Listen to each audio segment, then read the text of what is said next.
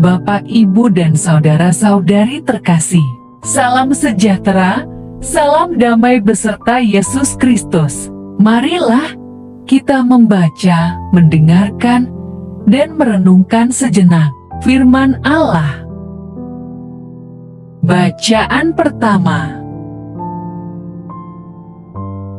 Jalan-jalan Tuhan adalah lurus, dan orang benar menempuhnya. Pembacaan dari kitab Nubuat Hosea. Beginilah firman Allah, bertobatlah, hai Israel, kepada Tuhan, Allahmu, sebab engkau telah tergelincir karena kesalahanmu. Bawalah sertamu kata-kata penyesalan, dan bertobatlah kepada Tuhan, katakanlah kepadanya, ampunilah segala kesalahan, sehingga kami mendapat yang baik. Maka, kami akan mempersembahkan pengakuan kami. Asyur tidak dapat menyelamatkan kami. Kami tidak mau mengendarai kuda. Dan kami tidak akan berkata lagi, ya Allah kami, kepada buatan tangan kami, karena Engkau menyayangi anak yatim. Aku akan memulihkan mereka dari penyelewengan, aku akan mengasihi mereka dengan sukarela, sebab murkaku telah surut daripada mereka.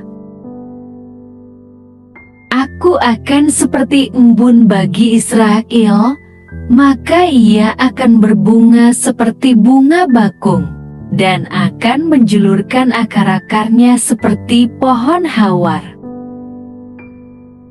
Ranting-rantingnya akan merambat, semaraknya akan seperti pohon zaitun, dan berbau harum seperti yang di Libanon.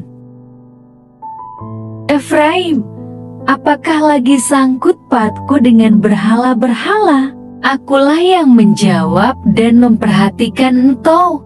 Aku ini seperti pohon sanobar yang menghijau, daripadaku engkau mendapat buah. Siapa yang bijaksana?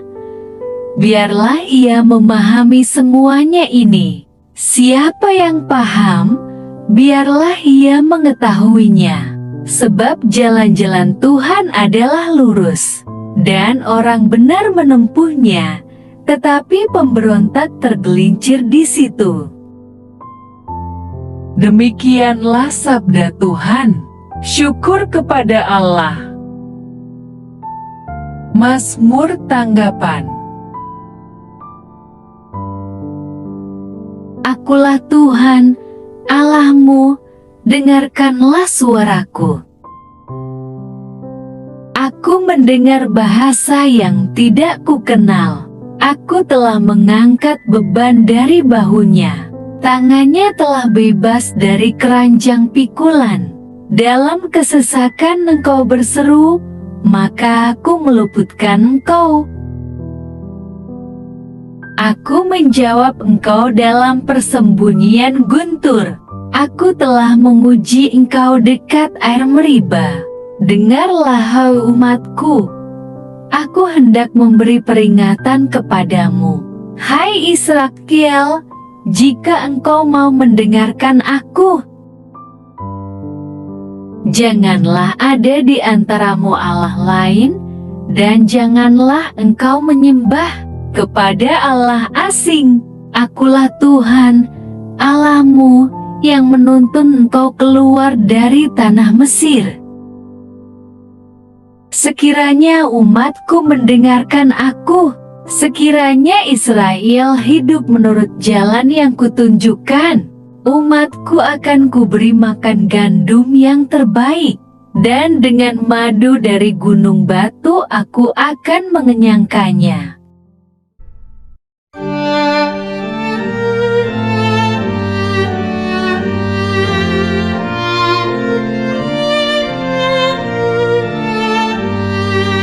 Terpujilah Kristus Tuhan,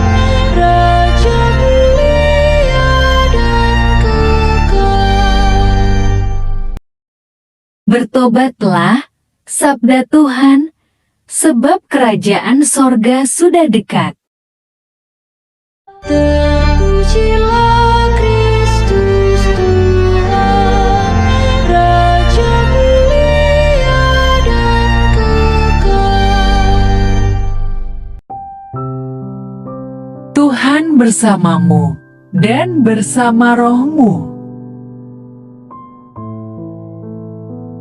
Inilah Injil suci menurut Markus. Seorang ahli Taurat yang mendengar Yesus dan orang-orang Saduki bersoal jawab dan tahu bahwa Yesus memberi jawab yang tepat kepada orang-orang itu, datang kepadanya dan bertanya, "Hukum manakah yang paling utama?"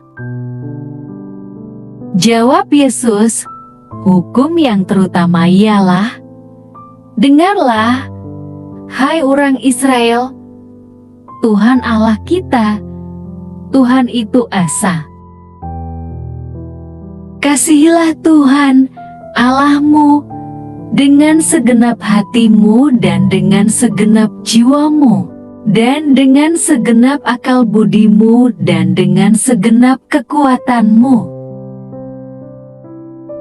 Dan hukum yang kedua ialah, kasihilah sesamamu manusia seperti dirimu sendiri.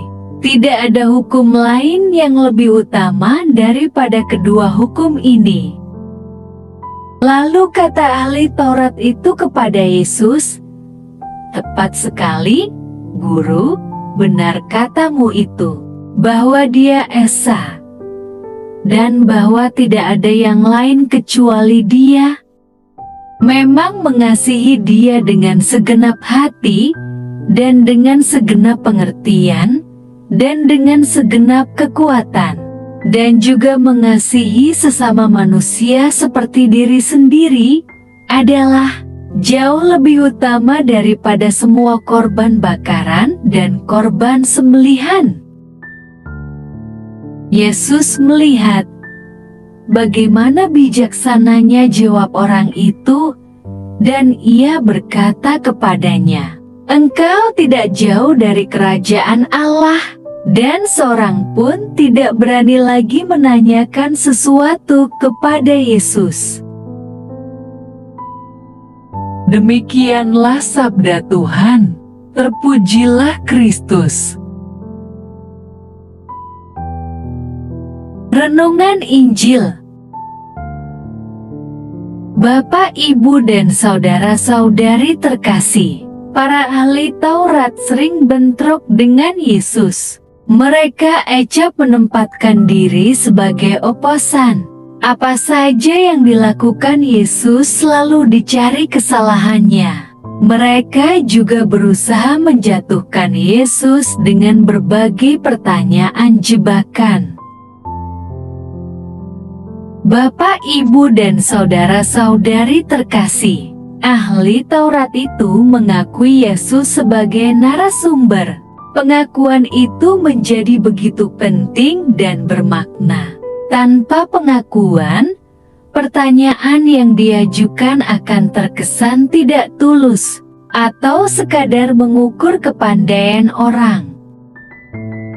Bisa jadi dia sedang bergumul dengan begitu banyaknya perintah Taurat yang harus ditaati. Ada 613 aturan. Pertanyaannya, mana yang paling utama?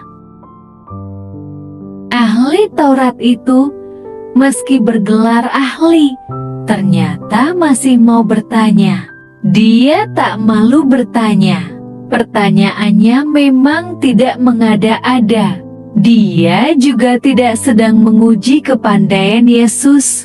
Yesus menjawab dengan mengutip Ulangan 6 ayat 4-5. Bapak, Ibu, dan saudara-saudari terkasih, ahli Taurat itu mengamini jawaban Yesus. Mungkin dia sudah menduga jawaban tersebut, tetapi dia sendiri merasa tidak memiliki wewenang untuk mengatakannya. sebagai hukum yang terutama. Dia mengakui bahwa Yesus mempunyai wewenang yang lebih tinggi. Karena itulah, dia kemudian menyapa Yesus sebagai guru. Yesus memperkenalkan Allah sebagai pribadi yang mengasihi. Karena itu, manusia pun dipanggil untuk mengasihinya. Dan mengasihi Allah berbanding lurus dengan mengasihi manusia. Artinya, semakin seseorang mengasihi Allah, dia akan semakin mengasihi manusia.